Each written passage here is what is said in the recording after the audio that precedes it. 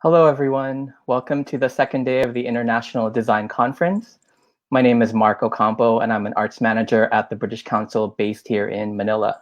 Wherever you may be joining us, good morning, good afternoon, good evening. Today, we are talking about creative cities and placemaking. I hope everyone is doing well. Thank you for watching our live stream on Echo Hub and Facebook Live. Let us know what you're looking forward to about today's session in the comments.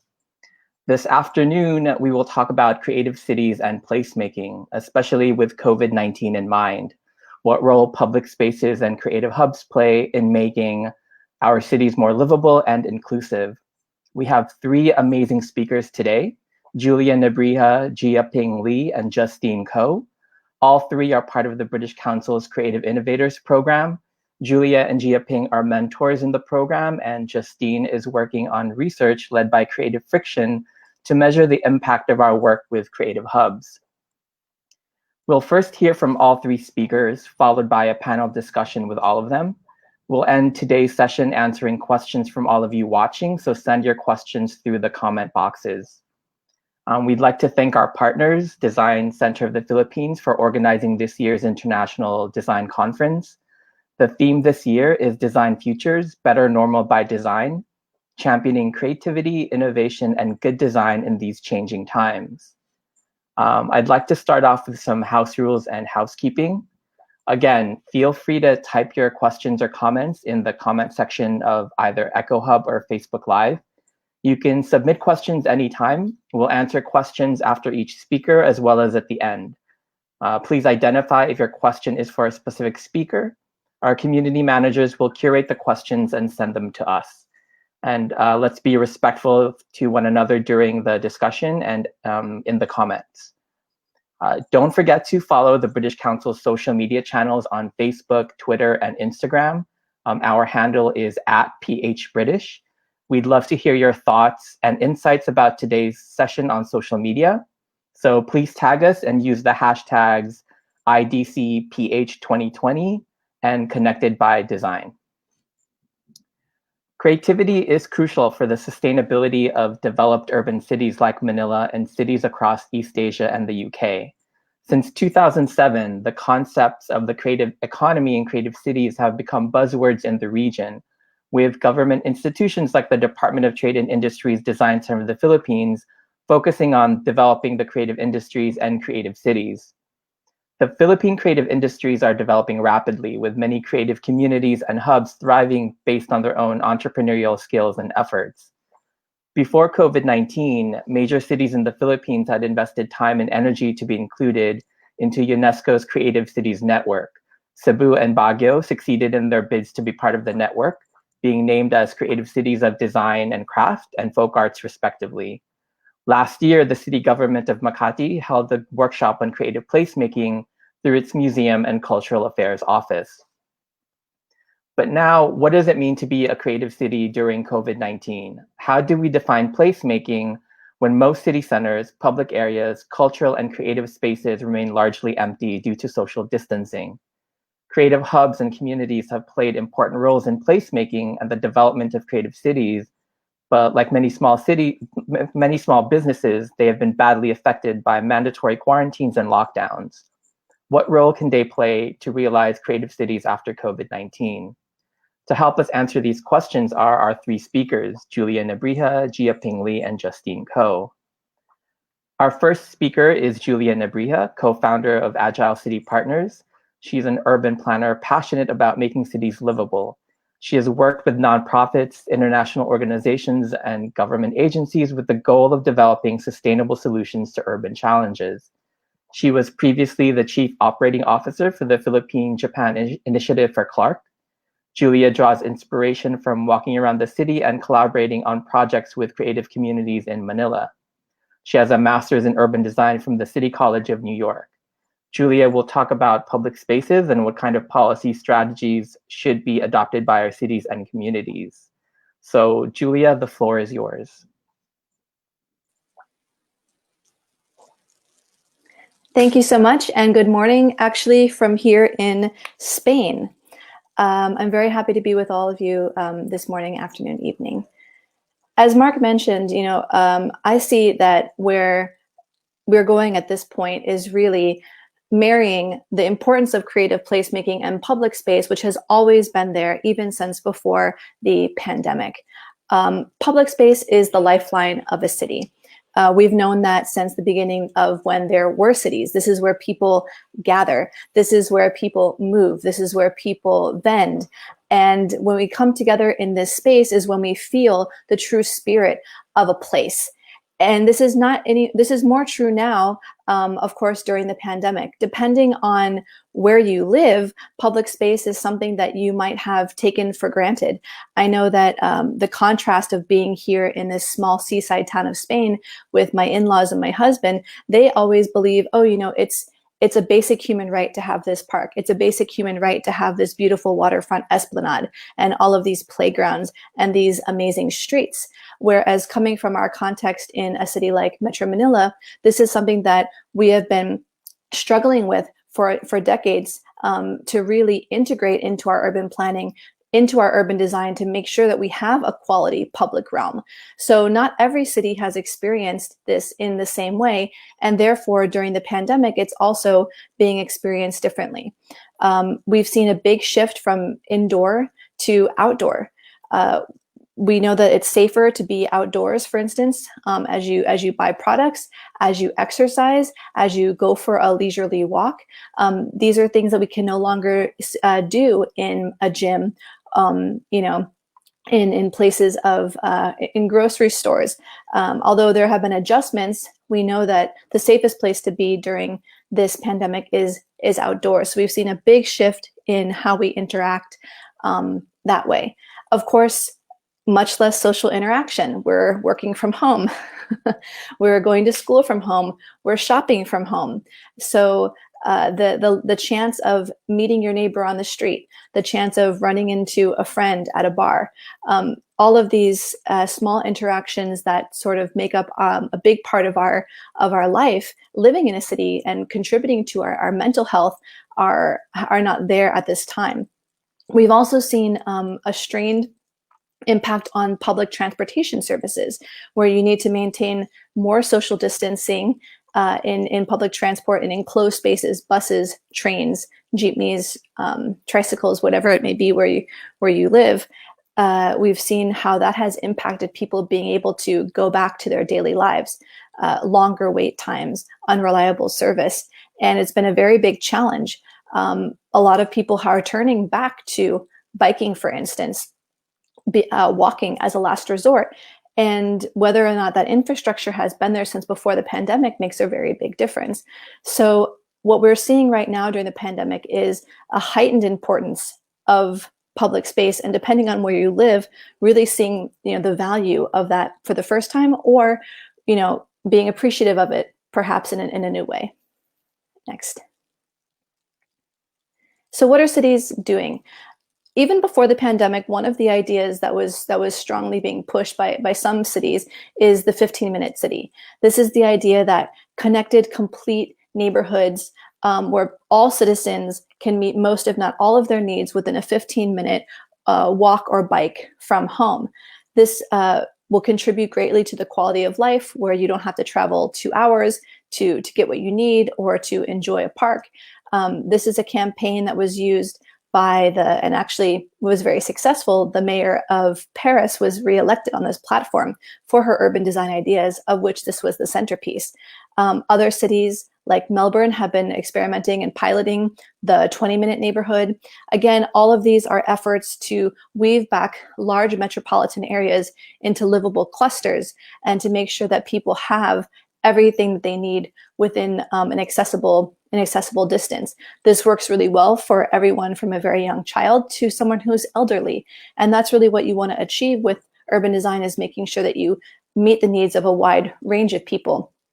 And so the 15-minute city now, of course, is getting more importance, because you might not want people traveling 2 hours and crossing various districts if you're trying to track the virus, if you're trying to contain certain areas.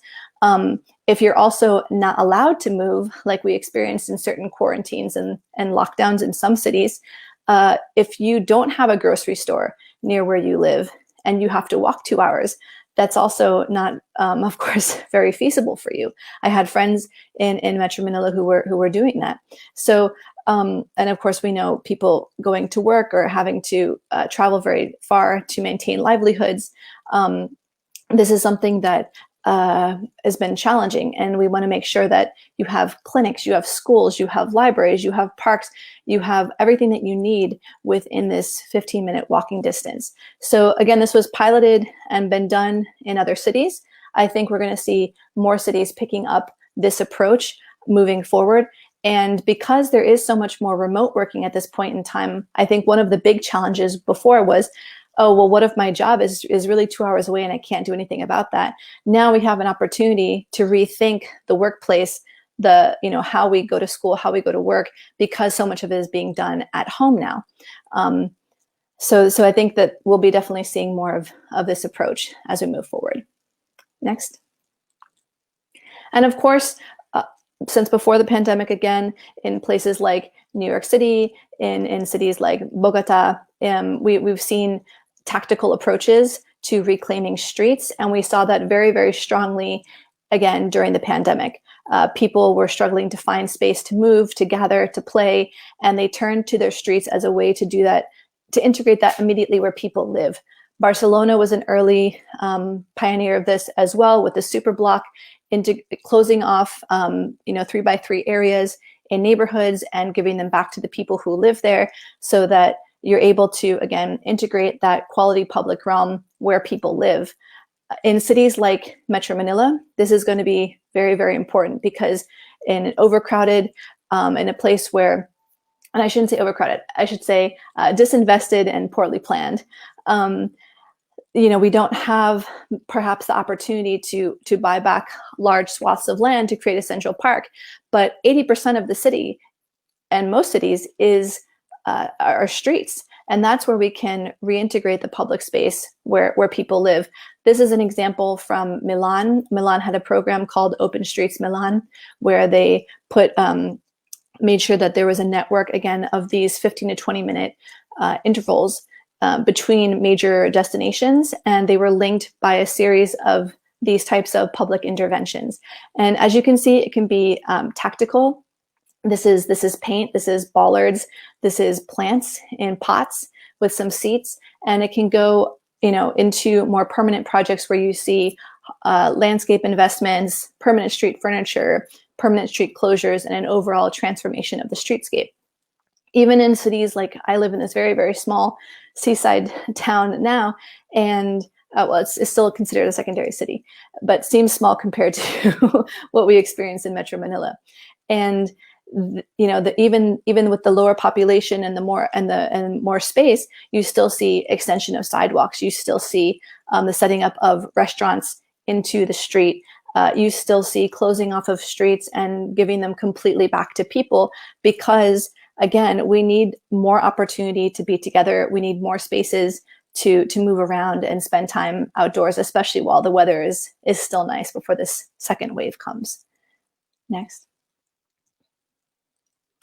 So how do these two things come together? So creative placemaking is really about putting artists and creatives at the center of a community building process to solve complicated problems where they live.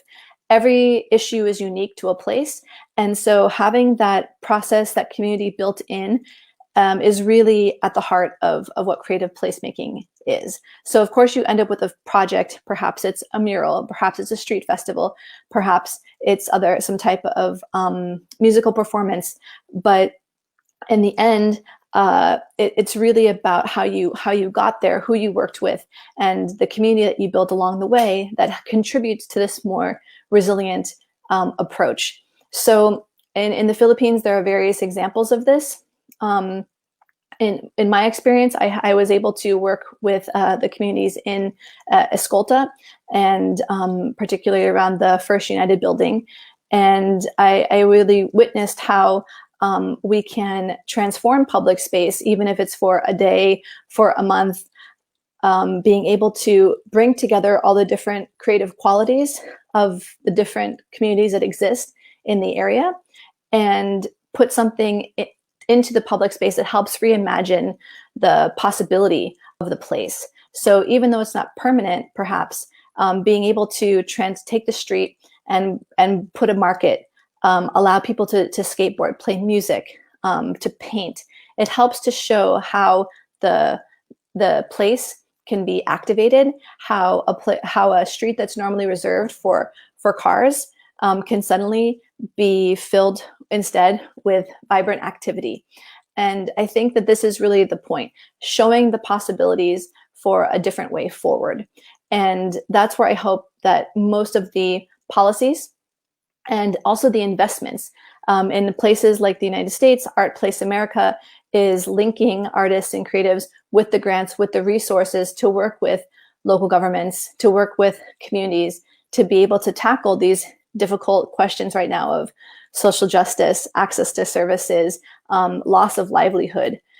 So the problem, the context may have changed, but the process will remain the same. So I think, being able to, again, bring that visibility of existing community assets, bringing that to the forefront, using them to help tackle difficult problems. In our case right now, that would be COVID, and getting the resources into the hands of the people and organizations to be able to manage this process.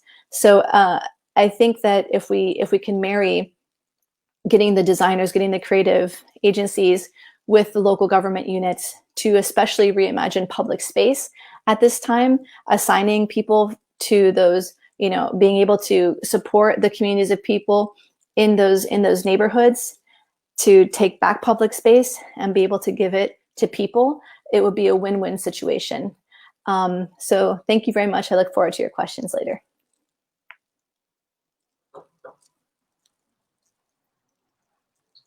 Thanks, Julia. That was a really good presentation. I really liked your points about kind of the value of public spaces. I think Manila is, I don't know how long we've been in community quarantine. I've lost track.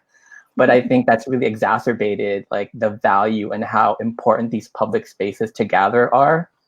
I'm really super interested in the idea of that 15-minute city. I think part of our experience during lockdown is without public transportation, most people don't own their own cars. We've had to walk for our kind of immediate needs like groceries, the bank, like medical care. So that idea of 15-minute cities, of being able to go from your home and travel any direction 15 minutes and get things that you need, I think that is going to be so important. Definitely, and if I can just add, when I mentioned that it should work for everyone, I actually got pregnant in the middle of this pandemic, and I have a 1.5-year-old, and the experience of being pregnant with a small child in a place like Metro Manila versus a place like where we live now in Spain, where I can easily go outside, not worry about a car. A car stops for me when I cross the street. There's crosswalks, there's good sidewalks. The park is near our house. The grocery store is next to the park. The clinic is next to the grocery store. It's easy to go about our daily lives with, being in this situation, and also, with a small child in tow. And this is what we really need to think about when we're designing cities before the pandemic, and especially now, is who's trying to access the city, and making sure that it's comfortable, it's accessible, it's safe for different groups of people. If it works for a pregnant mother with a small child, it's likely going to work for everyone. So these are considerations that we need to really think about. Yeah, that's kind of slightly tied into the question that we have for you.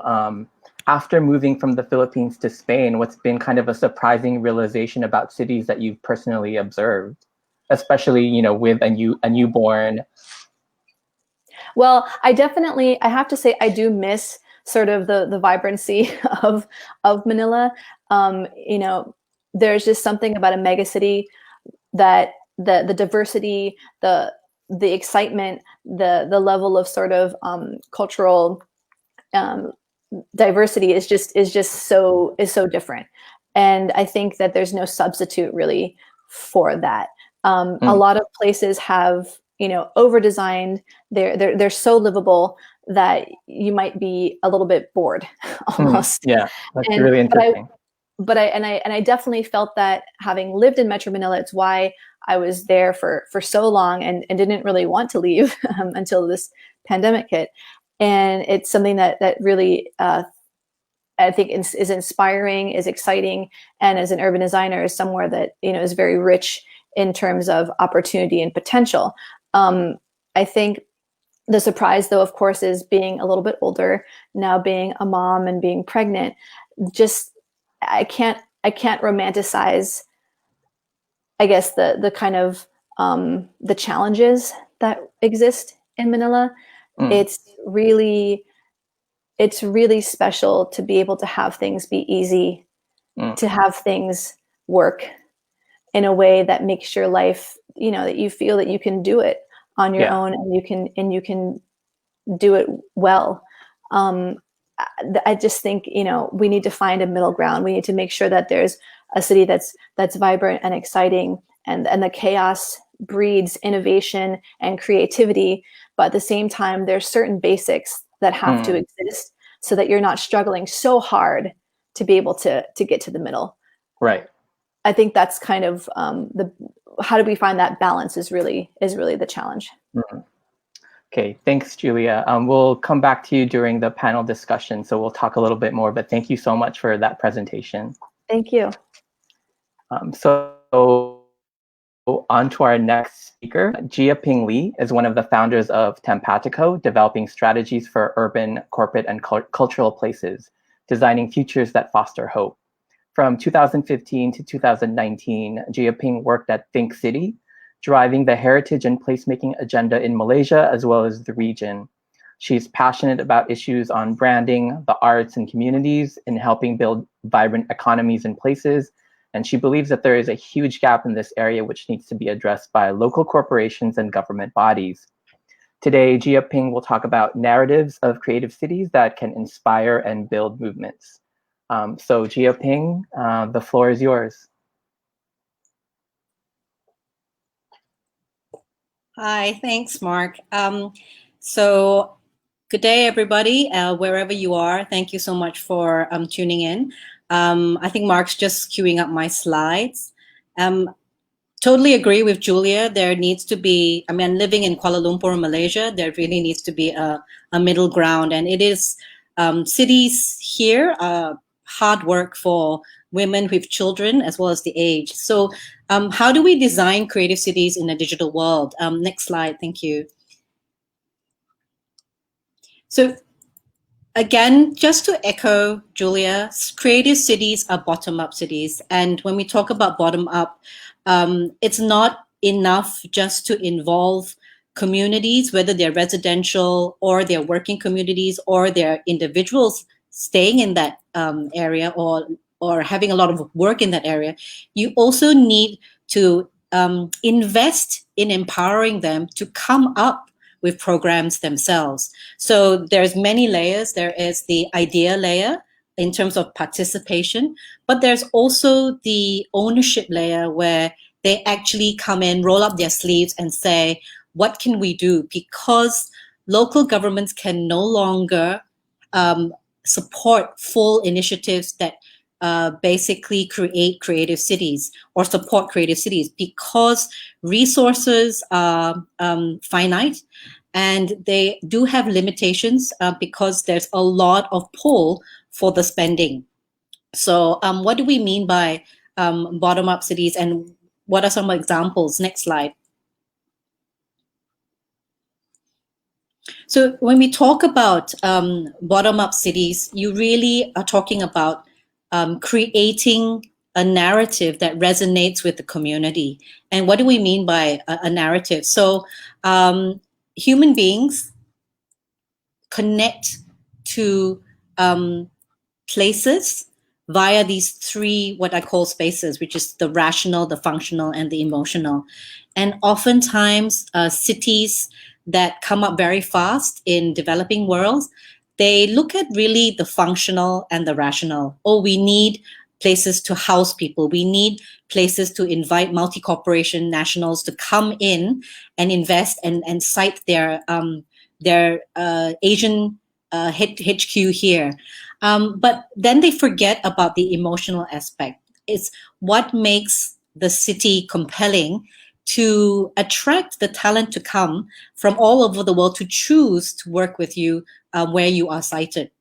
What is it that the city offers? So I think Julia says, even though Manila and its chaos is very exciting, but if you're a woman with children, things like schools, things like amenities, simple things like being able to walk with a pram on the 5-foot way, the things that you take for granted, that a lot of people living in the Western world take for granted, but actually it's really, really hard to do in Asian cities in general, especially in Malaysia. So in times of COVID, I find that if you hadn't taken the time to build that emotional connection with people, post-COVID and after lockdown, you really see the difference between those that are thriving and those that are struggling to stay alive. So some of these, and what we call is, what is the narrative that really captures them? How do you talk to them on an emotional level? And an emotional level could be, what do you treasure being part of this community? What are the memories that you want to keep? What are things that you're losing, that you're angry about, and how can we fix that? What are the hopes and aspirations that you have for this place that you call home, or this place that you call your second or third space, right? Which is what Ray Olgenberg talks about, the whole principle of the first, second, and third place. And how do you use this to bind and to inspire people? So if we go to the next slide, here are some of the things that some organizations have done to build their narrative. So if you look at PPS, which is Project for Public Space, they started by Fred Kent, one of the founders. He basically looked at creating places that gave back meaning to the communities that live there. I think in the 70s, there was a lot of huge boulevards and communities were giving way to roads, which didn't make sense to anybody, especially to Jane Jacobs, I think, who inspired PPS a lot. And so they created a narrative to say small streets and small neighborhoods matter too. And they started to really reach out to people from that emotion perspective, right? So to build up that narrative. And I think it created a huge movement, which is still relevant today. And if you look at where PPS is in terms of the following, 25.7 thousand followers. And these followers range from your everyday citizens to professionals, to architects. And they have converted many designers, urban planners, and architects into placemakers.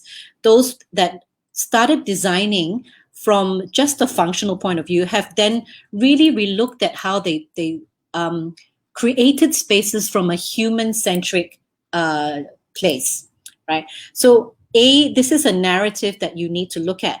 So PPS has used this platform, and I'm not sure whether they designed it at that point when they started, but they have led into a movement that has inspired really the world. So when you talk about narratives, they've also used the digital sphere. And so what has been amazing in creativity is that using social media as a tool to build up your creative cities. But we always must remember that at the end of it, the digital sphere is just a tool, because you are talking about human connections. And during COVID, we really saw how the result of lack of human connection really affected people on a mental and physical aspect. I think domestic violence has been proven to have gone up during this time, depression, as well as physical unwellness. So the whole well-being was also, jeopardized during this lockdown period. So what happened was those that built up good narratives immediately started reaching out to their community. immediately saying, hey, don't worry, let's connect online. And if you didn't build this via the digital sphere right at the beginning, you would have never been able to connect and reach out. So let's look at La Marina de Valencia, which is in the middle. Now, this is a redeveloped and rejuvenated area in Valencia, which is a secondary town. It's beautiful. And they have basically given back the marina to the citizens and saying, this space is yours, right? It was started as something for the America's Cup. And then after that, it got taken over. And then they created a narrative to say, this place is yours and you own it. But they've also then hired someone who was very community centric, who I feel is a great placemaker, which is Ramon Marades, who then, he himself is a bit of a star because he's got a huge following. And his messages are very much, this is for the community. Everything we do is for the community. Now it's time for the community to rise up and take back their space. So in Malaysia, the challenge is we can give back spaces, but we're still lagging in terms of people taking over and taking back and taking ownership in creating these programs for spaces. Next slide. So we had PPS, we talked about PPS, and PPS then inspired a whole host of people from La Marina de la Valencia to Think City back in Malaysia. So Think City is one of the nation's foremost placemakers, and it's a place where I used to work. And they knew that, again, the narrative was very, very important. So they had it start in Penang, and they were basically a grants program. But when they came to Kuala Lumpur, and it was a much larger city and a much more sophisticated city, they needed a new tactic. Like, you cannot build a creative city with an audience of 5. You need a huge movement. So Think City started on this movement, which looked at what is the narrative that resonates with Penang, what is the narrative that resonates with Kuala Lumpur, and then what is the narrative for Johor, which is these 3 cities, as well as Butterworth. So one of the things, and we talk about context is everything when it comes to creating creative cities. So what worked in Penang may not have worked in Kuala Lumpur, and vice versa. So in Kuala Lumpur, the demand was, we have a lot of aging heritage stock, which is not being cared for. And there was, at that same time, a huge nostalgia for coming back into what we call the heritage downtown Kuala Lumpur. So we built a narrative of possibilities, and we used the grant to seed the possibilities that could happen and could be reimagined in this downtown Kuala Lumpur. So the grant was given to empower local citizens to create creative cities and creative hubs. So the 2 people that I feel has the most impact so far is Kebun Bangsa and the Zhongshan Building. And Zhongshan Building has been recognized as one of the British Council creative hubs, right? So Kebun Bangsa was this piece of land that they built electric pylons and then had grass. And this community decided to take it over with the help of the local council, because the local council owned the land. And they basically started planting. And within a space of 3 to 4 years, they have created a huge impact whereby during COVID, they were able to provide nutrition and food for free to orphanages, to homes and shelters, because at that time during lockdown, the government said no NGO was allowed to distribute food, and it all had to be channeled through a governmental program. So what happened with that was there were gaps in the delivery, and some places were starving. So communities took it upon themselves to say, let's fill the gap. And Kebun Bangsa did it admirably. They're now self-sustaining. They don't need any grants because they've built through digital a huge platform where now they're getting donations from people who visit the place. So they started a farm, an urban farm, and a petting zoo. So it's a great place for people to just chill and connect to the ground. Zhongshan is doing so well that they've taken over another building and they're expanding. And during the COVID times, lockdown, they immediately reached out to the community. And as soon as lockdown was lifted, they said, hey, we're open, business as usual. But again, we have to do the physical distancing. And so immediately people like me, who were great supporters, just went there and started supporting those businesses to make sure that they were okay.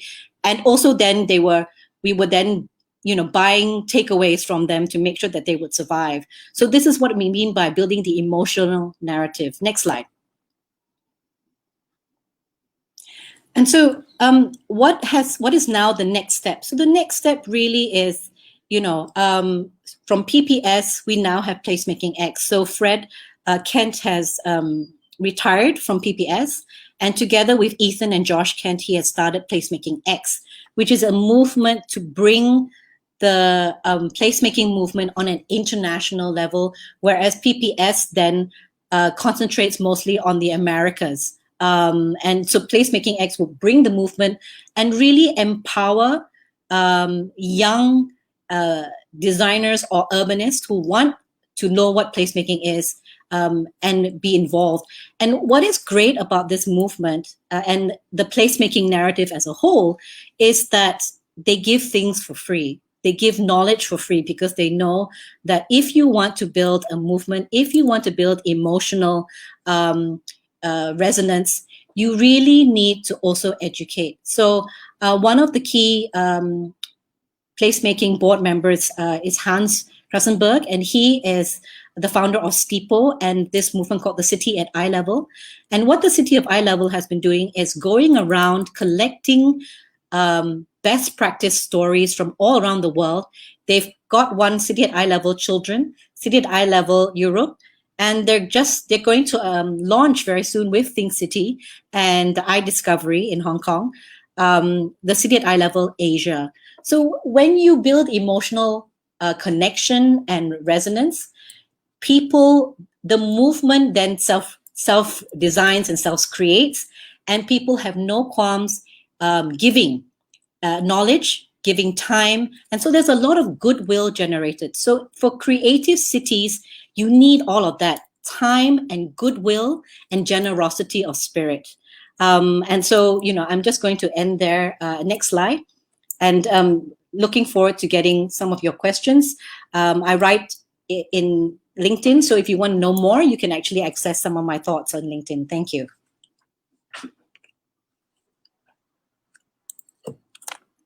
Thanks, Jia Ping. That was really fantastic. I think that idea of that emotional resonance to a city is really important, especially in terms of building a narrative. If you're an organization or a community that's trying to, let's say, design like a better city or community.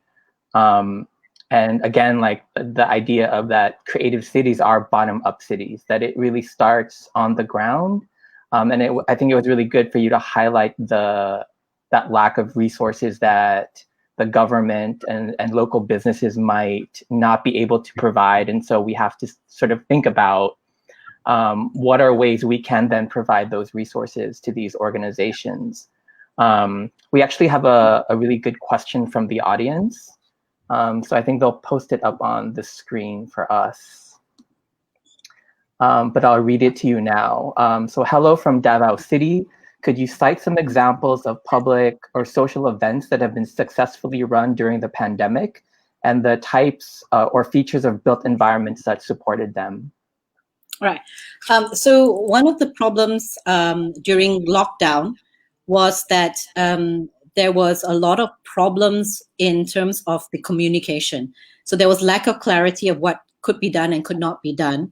So some people were given stern warnings, even if they were walking around in their compound. So we have these locked compounds, gated compounds. And so what happened was people went underground. So I'm not going to say who or what they did because that will jeopardize them.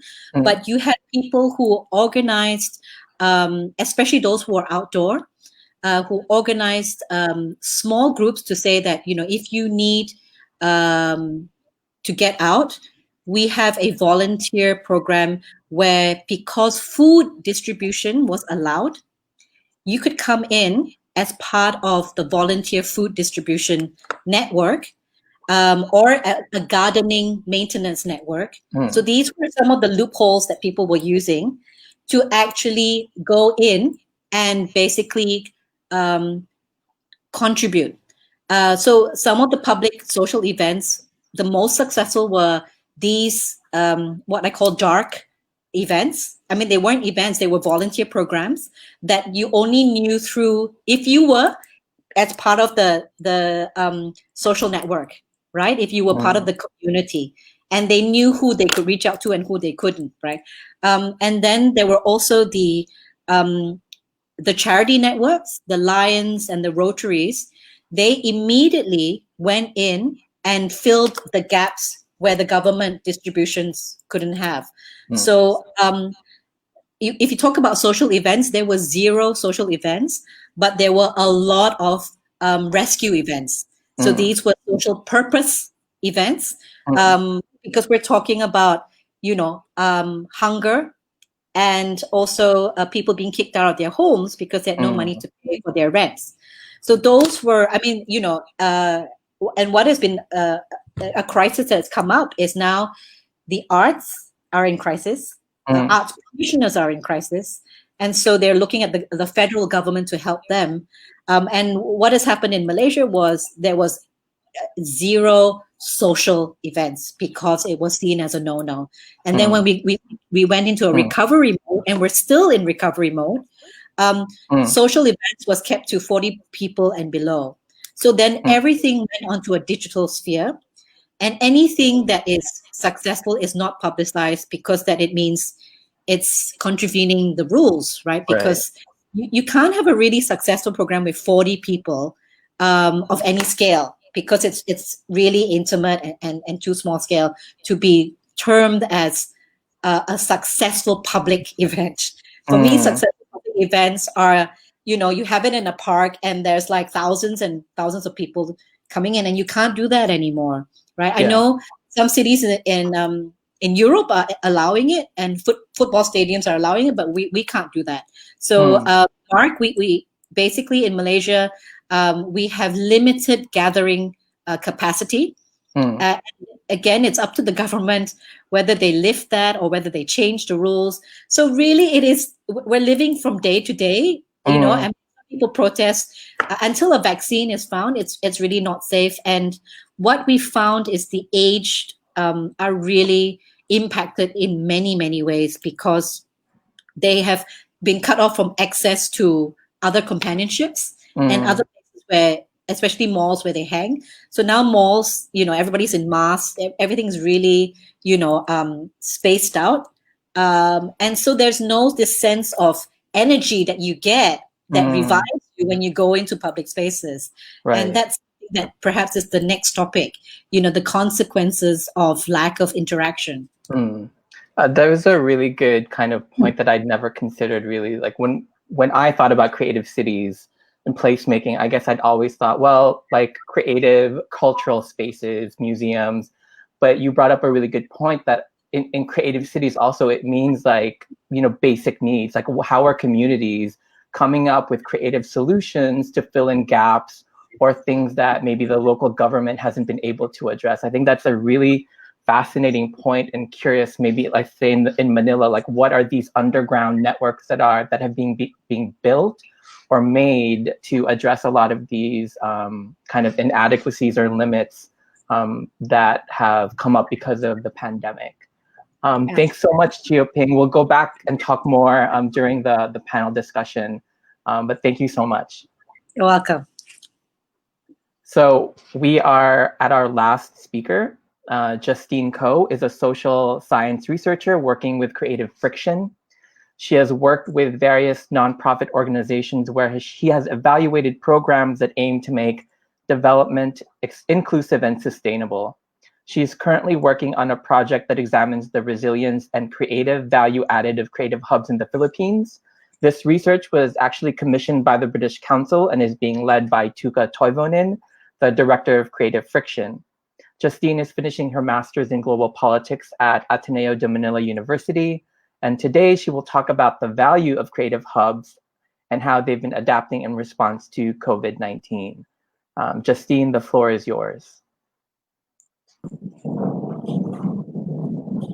Hi, thanks, Mark, and thank you to everyone who is joining us today. So I'd like to give a brief background on the work that Creative Friction does. So we are a consulting firm based in the UK that helps build thriving creative communities. We do this through evidence-based research, focusing on key interactions as well as relationships and how they drive progress. So we are led by Dr. Toivonen, who is a scholar of entrepreneurship, co-working, and social innovation at the University College London. Most of what I'll be talking about in this session is based on an ongoing project that we have with the British Council, where we evaluate the value added and resilience of creative hubs. So just an overview. So what I'll be talking about is the value of creative hubs, how they are adapting and building their resilience through this pandemic. And then lastly, I will also be talking about ways forward for the creative hubs. Next, please. So when we think about creative hubs, the first thing that comes into mind is that it is a space, either physical or virtual, that brings people together, fostering creativity. Creative hubs vary in terms of how they organize themselves and in terms of who they serve.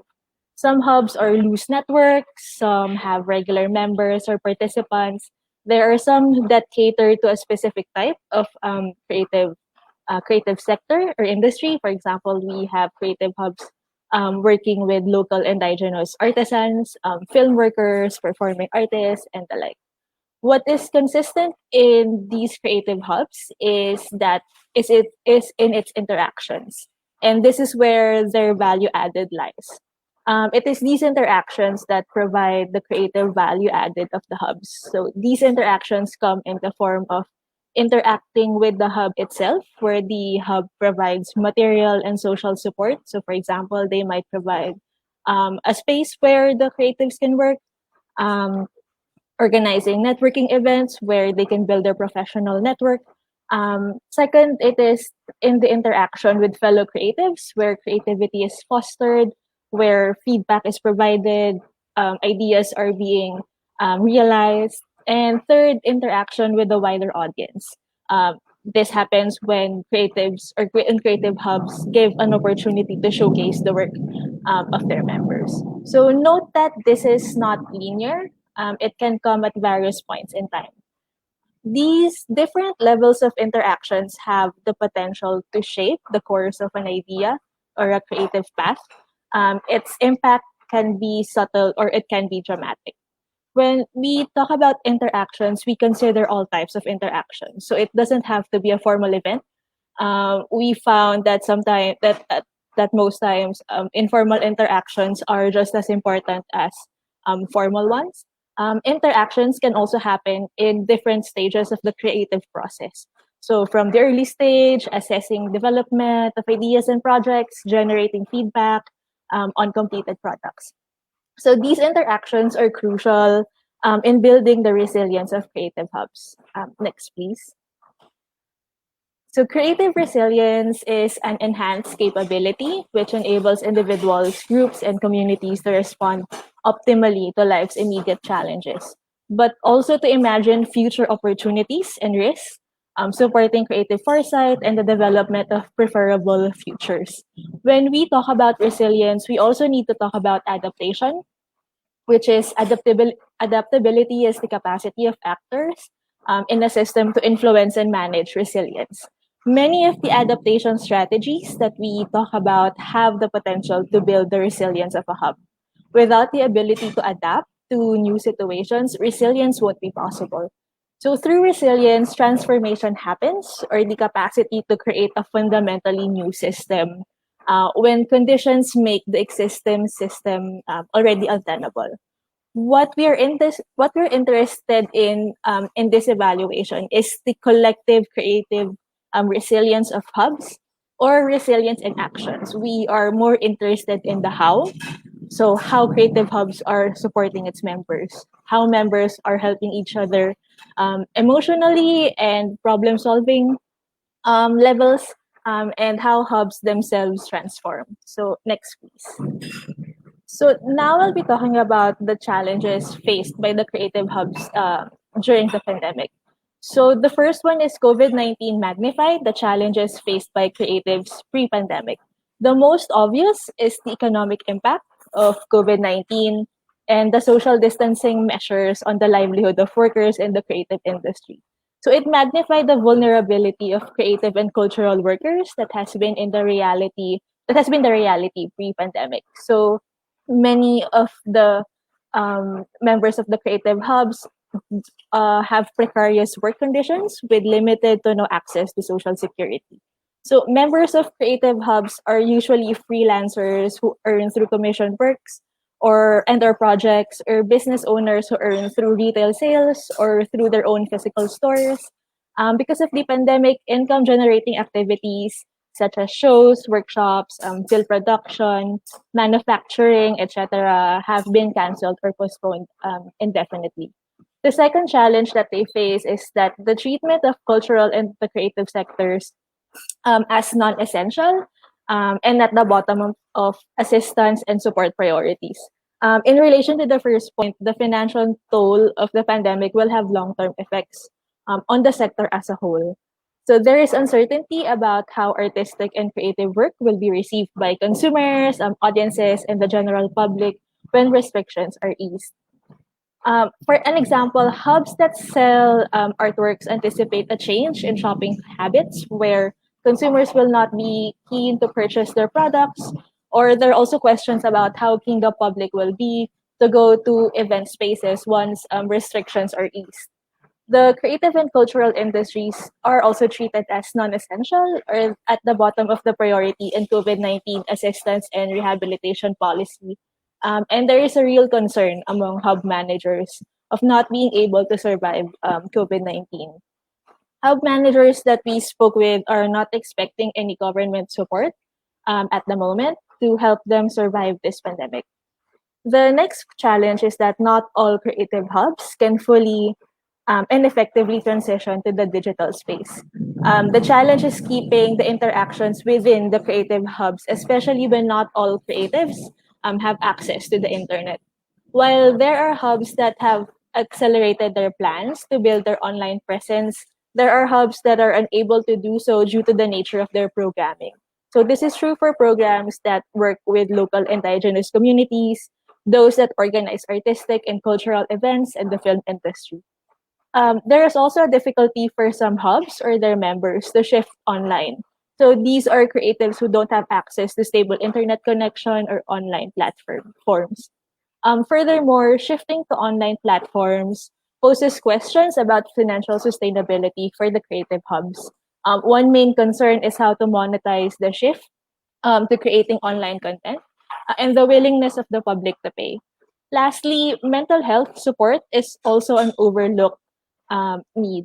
So hub managers that we have spoken with talked about how creatives and productivity are linked to their mental and emotional well-being.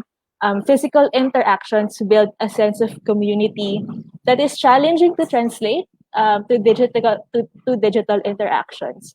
The feeling of reduced support, partnered with the stress of loss of income, takes a toll on the emotional and mental well-being of the members of the creative hubs, which needs to be addressed. So next, please.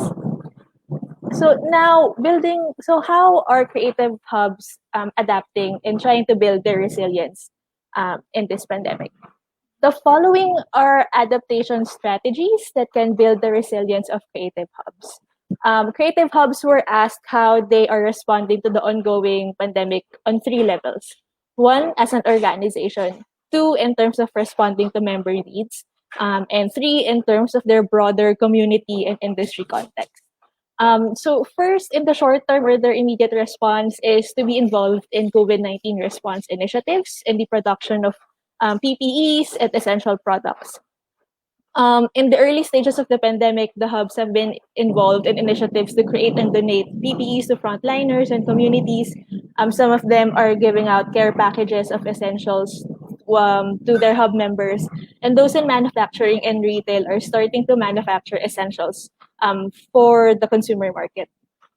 Next is plans to build digital presence have been fast tracked.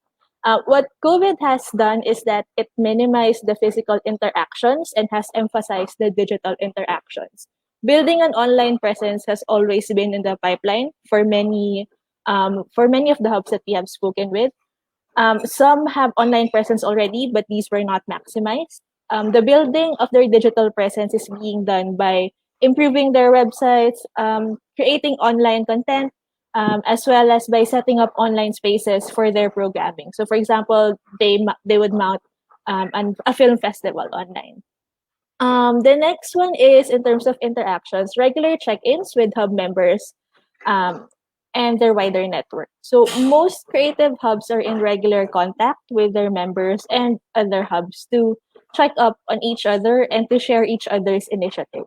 Um, these check-ins don't necessarily need to be formal. Some hubs organize virtual sessions or use messaging apps to keep up on each other's well-being. Cross promotion of online activities and fundraising initiatives are also common between creative hubs, especially in the case of the creative hubs fellows of the British Council. So it is worth noting that majority of the hubs um, interviewed cite that other creative hubs in the program and the British Council provide a, a support group given the current situation. Um, Next is they are pursuing partnerships with other creative hubs. So creative hubs have been continuing or increasing their efforts to increase local and international partnerships. Building these partnerships build their network and enhances interactions and idea sharing. And last but not the least, we have also seen creative members of creative hubs or hub managers advocating for better policies for workers in the cultural and creative sectors. At the community and industry levels, individuals in the sector are gathering data on how much the industry is losing and trying to visualize this to make it more understandable to policymakers as well as to the general public. And some are lobbying for support from the government for creative and cultural workers. An example is I Lost My Gig, which is a website that contains an online survey about arts and culture work lost because of the pandemic. It also contains information about artist relief funds and pending laws for the protection of freelancers and creatives. There is also a group that is petitioning the National Commission on Culture and the Arts of the Philippines to realign government funding to support artists, cultural workers, and creative spaces. Next, please. So, how do we move forward? Um, First, resilience of creative hubs can be maximized with proper support from institutions. It's going to take immense effort, not only on the part of the creative hubs, but also from the public sector and other institutions supporting them to build resilience. And this entails better policy. The creative and cultural industries are drivers of growth and innovation, and it has immense potential um, to drive inclusive and sustainable growth in their localities. Creative hubs can be tapped in raising awareness about complex social issues, including the social impact of COVID-19. They can contribute in designing cities and in the new normal, which is adapted to social distancing rules. Stronger collaboration between hubs and institutions are also necessary in resilience. Stronger collaborations ensures that interactions and information sharing are maintained and amplified. Supporting the transition to digital is important, but adapting the physical space should not be neglected, especially for artists and local artisans whose creative work is tied to a physical space. We have to find a way to make the physical space adapted to pandemic and post-pandemic situations. Um, Next is support for the shift to digital and ensure access to digital technology. On the public sector level, this entails building digital infrastructure that can accommodate the massive shift to digital and ensuring that no one gets left behind. We have to remember that it's not only the creative and cultural sector moving the shift, but it is all industries doing this. On the level of the creative hubs, it is not just a matter of shifting programming online, but making the transition with purpose and taking into account interactions with their members or their wider network, the value that they bring. Lastly, establish coalitions to advocate for better policy for workers in the creative sector. They don't necessarily need to target national policy. This can start at the local level, maybe through their city districts. For LGUs, sorry about that. For LGUs with the cultural priority pre-COVID argument, for LGUs with the cultural priority pre-COVID, this is the time for the creative for the creative sector to argue that this is the time when the creative hubs need them the most. And that's it. So thank you.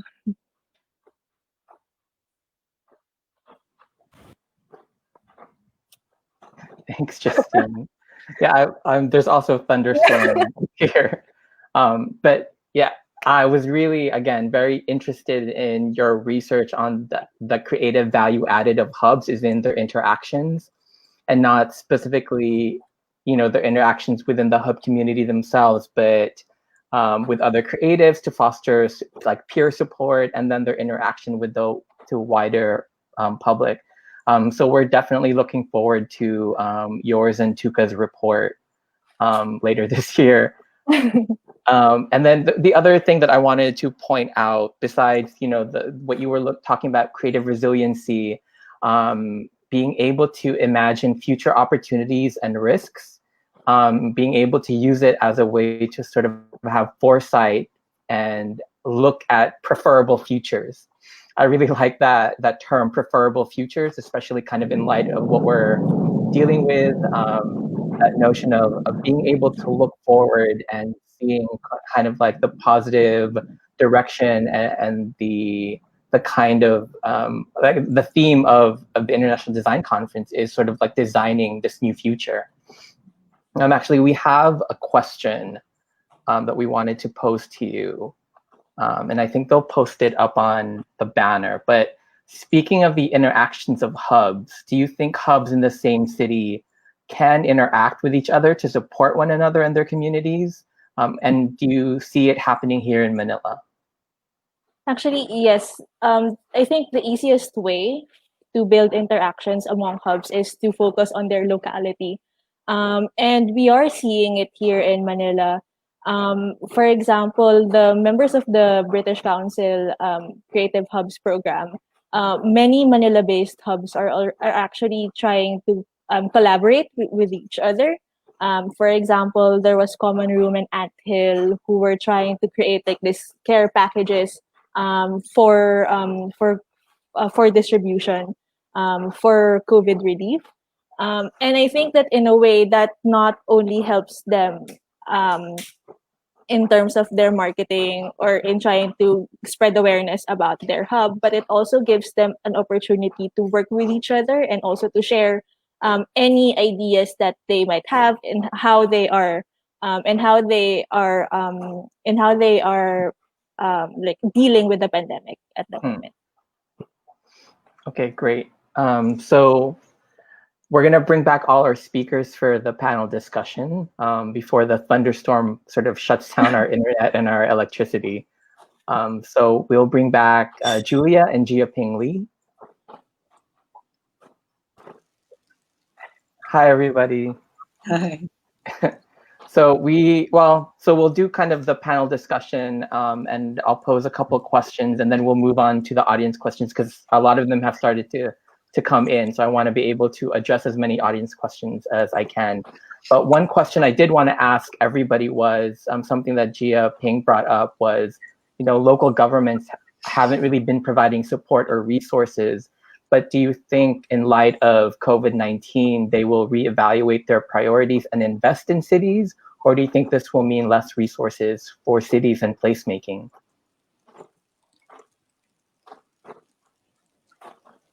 I can go ahead and start. I think cities are very cash strapped right now. They're really trying to stay afloat. They didn't budget for this crisis. When budget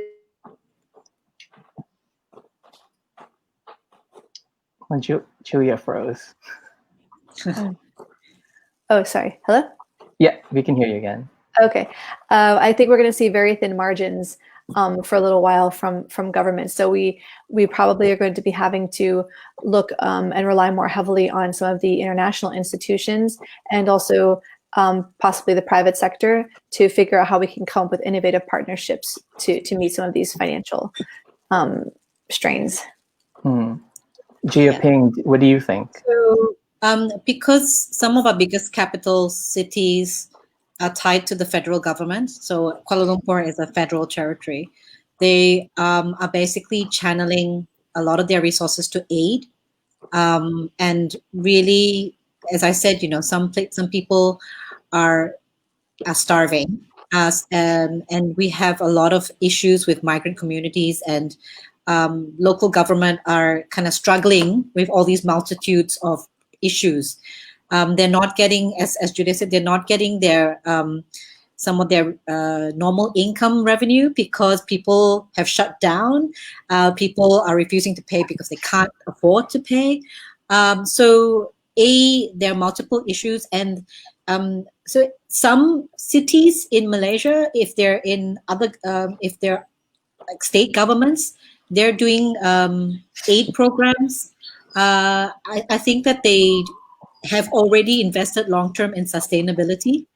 And they've actually put in forward some things to look at sustainability, like, how do we make sure that there's more urban farms? So even the federal government is looking at how do we make sure that we legislate or have a policy to create more urban farms so that when the next crisis hits, at least the food security the gap of food security is lessened in that sense, And what's really strange is I've heard certain governments around the world, some people are, still going ahead with widening roads or making roads better. And I think that they're being, spoken to and advised that actually you need to put more money into community programs because, as Justine said, there's going to be a whole host of mental issues that nobody has even looked at yet. We haven't even scratched the surface of the mental post-COVID issues, and I'm hoping to have a dialogue. I mean, to actually be part of a dialogue, and that's one of the reasons why a few placemakers in Malaysia are hoping to set up Placemaking Malaysia, so that we can then advocate to local governments to say, what can we do post-pandemic? One of the opportunities here as well, I mean, even if we're talking, especially when we're talking about limited resources, is moving towards a stronger participatory budgeting system. So when we get into the next budget season, having more voices there, having more stakeholders be able to say how we should spend limited resources, I think that's going to be very important moving forward. And some cities are trying to figure out how to move from the in-person town hall or council and being able to get that feedback online from their constituents to be able to vote and give input on how we're going to use these limited resources. Yeah, actually, so speaking of these limited resources, and where else could these organizations, these creative hubs, find these resources? How do we build the kind of support that they need? How do we find investments? How do we build these coalitions? Is a question I want to pose to anyone in the panel. So some of the more successful hubs, and Zhongshan as well as Kebun Bangsar, they have garnered so much goodwill from giving free access to the space, as well as anybody can chip in and say, I can volunteer and be a gardener, or and they have programs run.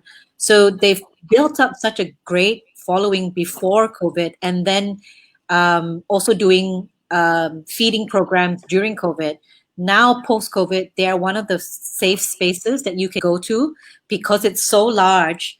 You can actually have quite a large crowd and still have space, like a park to basically disperse, right? So you're not in danger of catching or ruining, in contravene to the social physical distance law, right? Mm. So those are playing a big role. Zhongshan, I think they have private investment, and also some of the retail outlets are doing really, really well. Like Tommy LeBaker, he's doing really, really well because he was the first in being innovative in the takeout sphere. So there was a huge takeout industry that mushroomed and tripled overnight because of all the lockdown.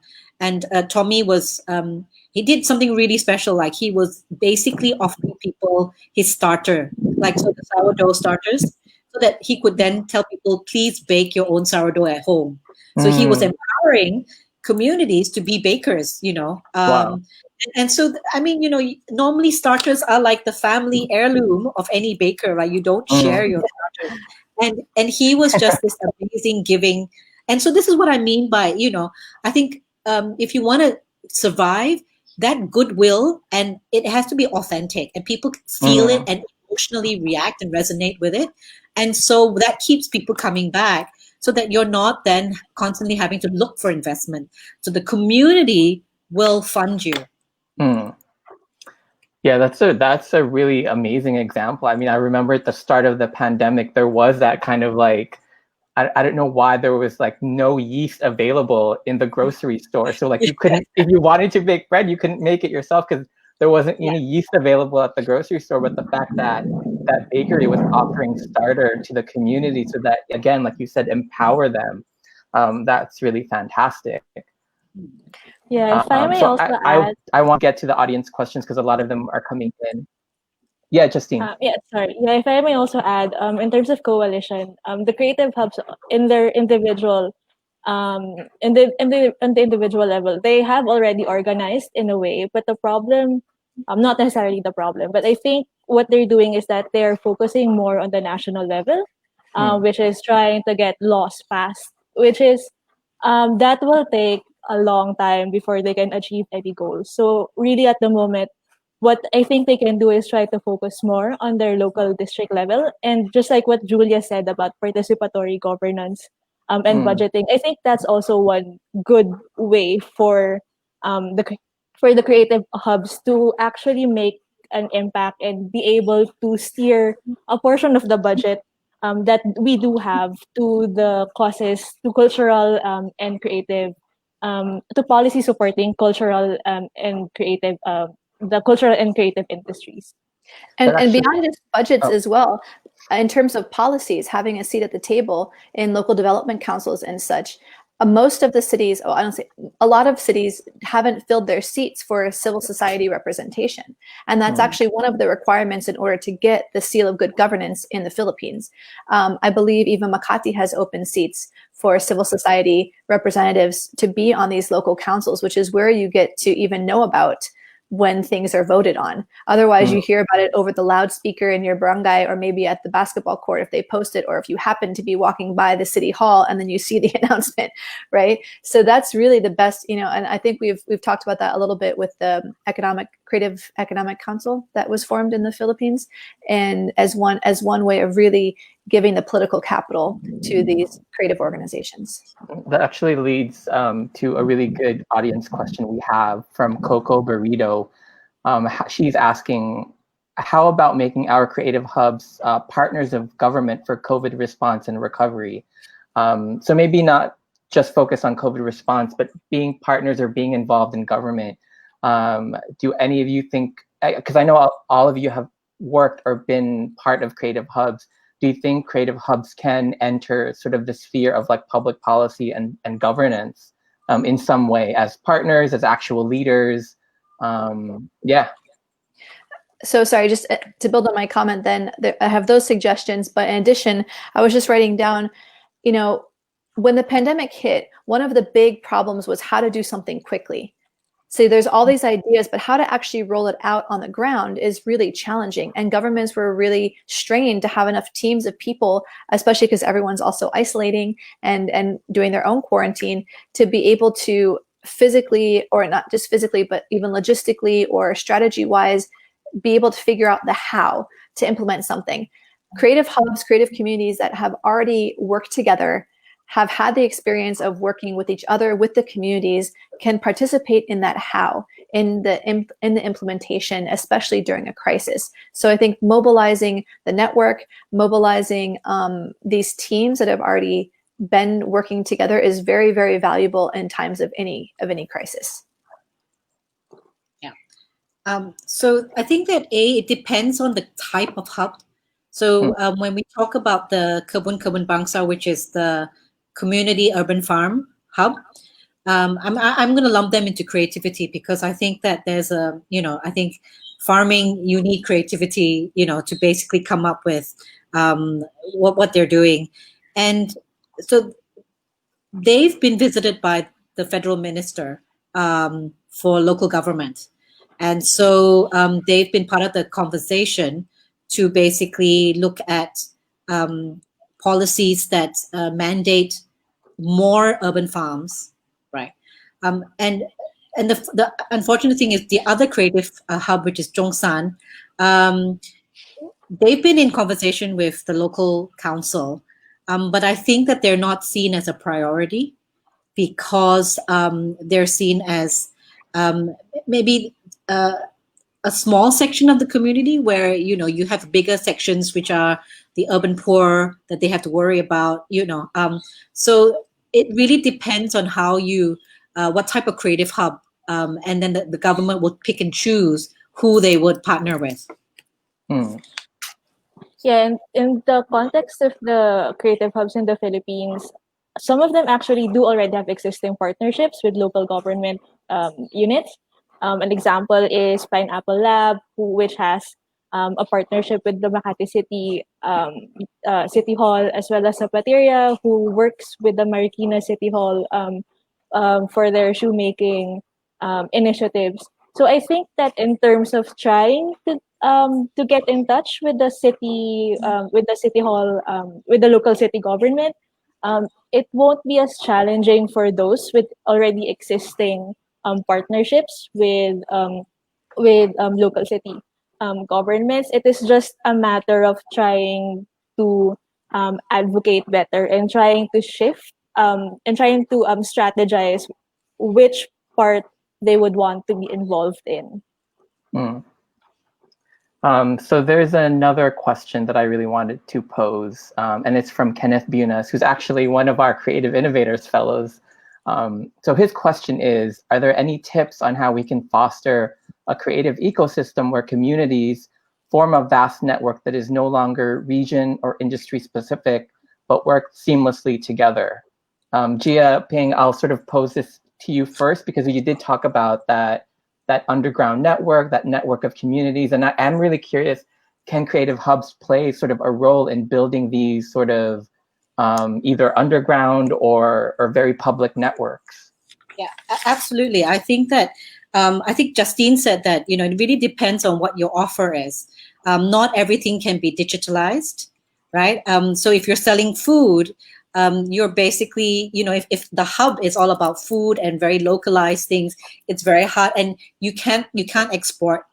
A lot of the export is now taking 3 times as longer than normal.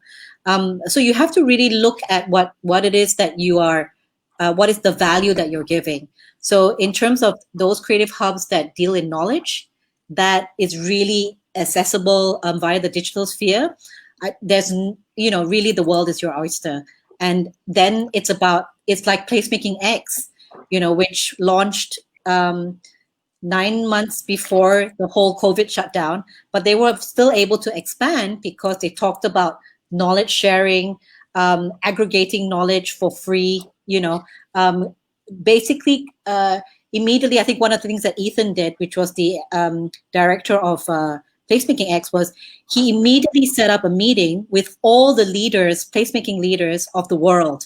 So he had I think he spoke to 80 people to make sure that they were okay and what can they do as a community. So I think that for me, I think is an ecosystem. So get your narrative. What is it that you want to give of value, and how are you going to maintain sustainability in terms of making sure that you still get some kind of financial resources. It's okay to save the world, but you need to save yourself first, which is what I always tell my mentee, right? And that's really most important, because you need to look at your financial sustainability and then ground that before you go international. Julia, Justine, do either of you want to tackle that question as well? I just, when it comes to networks, I don't know how it works in other places, but in the Philippines, it's just so social based. It's so much about meeting, working together, hearing and listening to other people and knowing what everyone's about, so that when an idea comes up or a project comes up or a problem comes up, I would say that the majority of that collaboration is sending messages out on WhatsApp, Viber, Facebook, and saying, do you know someone who does this? I know that you're located here. I know you're interested in this. Do you know somebody who can help out or be part of this initiative? And again, during times of crises, these are the most valuable resources that we have, because it's how we're able to scale up and be able to reach out to wide groups of people and solve problems quickly. And so I don't know what the answer is, but I think really focusing on the ecosystem as a very valuable part of the entire process is really important. Yeah. Also, that's a really good question, actually. And also, to add to what Jia Ping has said, the OECD actually recommends that the creative hubs be tapped, not just for cultural work, but also in other policy but also in other initiatives, for example, in health or in education, because they have a lot of potential in terms of designing how our cities is going to look like, how our healthcare system can adapt to not just COVID-19, but to any potential to any other potential outbreak that might come in the future. So I think, in a sense, since the creative sector is so diverse and it has a lot to offer, I think in terms of the knowledge that they provide and that they have, that is really like the value added that they can give. Yeah. Just to go back to kind of points that you all brought up, as an organization that works with creative hubs, in the last few months, we've not even been able to keep up with how quickly they've mobilized their communities. That, to me, is one of the most amazing things about creative hubs and the cities and the neighborhoods that they work in, is that how quickly they're able to mobilize and to be so agile and so adaptive. And as Justine mentioned, that creative resilience that they were sort of showcasing is really amazing. We're gonna end there. There are a ton of other questions, but we just don't have enough time. I really want to thank our three speakers, Julia, Jia Ping, and Justine. I think you guys have shared some really amazing insights and some ideas. We'll share some of the questions that we weren't able to get to, so that you can answer it by email, because I think there was just a lot of questions from the audience. So thank you again so much for this really amazing sort of hour and a half with you, in the midst of like thunder and power outages and rain. So thanks again. And before we close our discussion, here are some reminders that I want to share with our audience. Please join us this Friday at 4 p.m. Manila time for our discussion on hacking the Creative Hub Leaders Toolkit, which was developed by the British Council in partnership with Nesta. The session is a practical information session for emerging and established creative hubs to help them think about how they can lead, connect, and build their organizations. And we need your feedback. We are sharing the post-event feedback link in the chat box. If you can take 5 to 10 minutes of your time to let us know what you thought of this session with Julia, Jia Ping, and Justine, we would really appreciate it. Thank you everyone for coming. And we'd like to thank our partners, DTI Design Center of the Philippines, their whole digital events team, And of course, all of you watching for sharing your stories, your comments, and your positive energy today. As we close this activity, the International Design Conference would like to share with you a brief harmonious session with Dr. Marianne Alonso, the medical chief of the farm at San Benito in Lipa, Batangas. We recognize that the lockdown has dramatically changed our sort of lives, and we are all adjusting and adapting to sort of this new global context. Meetings, classes, catch-ups are all done virtually, so the International Design Conference wanted to share these last few moments of today's session to be a short break from the digital hustle. Thanks again, everyone, and see you on Friday.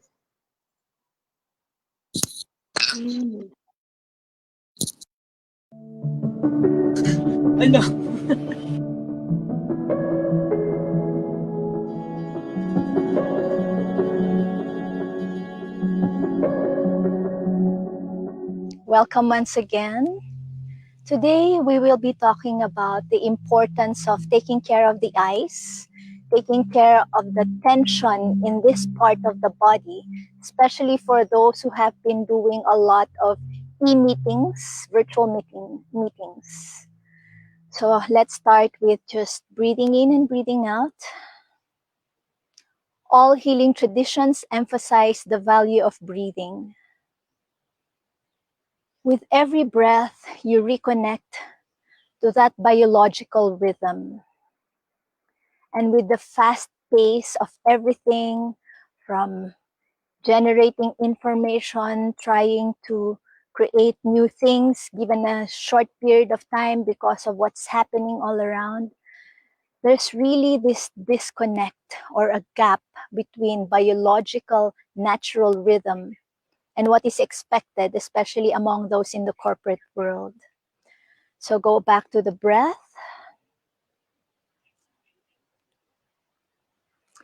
And generating warmth over your hands. And you can also do this in front of your desk, cupping your hands, placing these over your eyes. No pressure, just a gentle, loving embrace. So the warmth of the hands would open up the blood vessels, allowing for better circulation in this part of the body. Now, let me turn on the background music.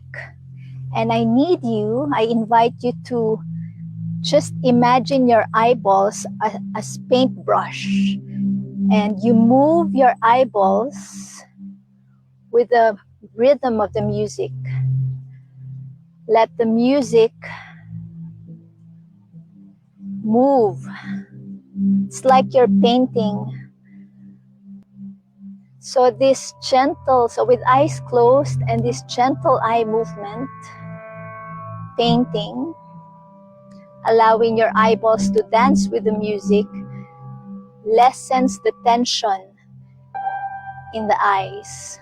So the thing is, when we're always looking at the screen, we're using the muscles for short distance and limited seeing. We need to look far. So even with eyes closed, try to look far and wide, allowing those set of muscles, the muscles that fishermen would use to look for, schools of fish in the sea. And that's what you want to do. Or imagine those times when you are looking from the horizon, looking at the horizon from the beach, or you're on top of the mountain and you're looking at this panoramic view. And with the music, allowing the eyeballs to gently move up and down. Now you can also do this, pressing, on the bone over the eyebrows, breathing in and breathing out. So some people would do that, some people would do this. Exhale and inhale. Now, generating warmth again, and do this. It's like gently massaging the back of your neck. Or you can even do, with the music, gentle half moon. And feeling that stretch. So if, for example, you have one side of the neck which is more painful than the other, it's like hanging your head and just doing a very slight movement. For some, they could just hang their neck, and it's actually the arm which is gently moving. In both cases, you would feel the gentle stretch. And rolling your shoulders, just releasing the tension building up on that part of the body. And try to do, so some would be able to do this, some like this. If you're more flexible, you can do this.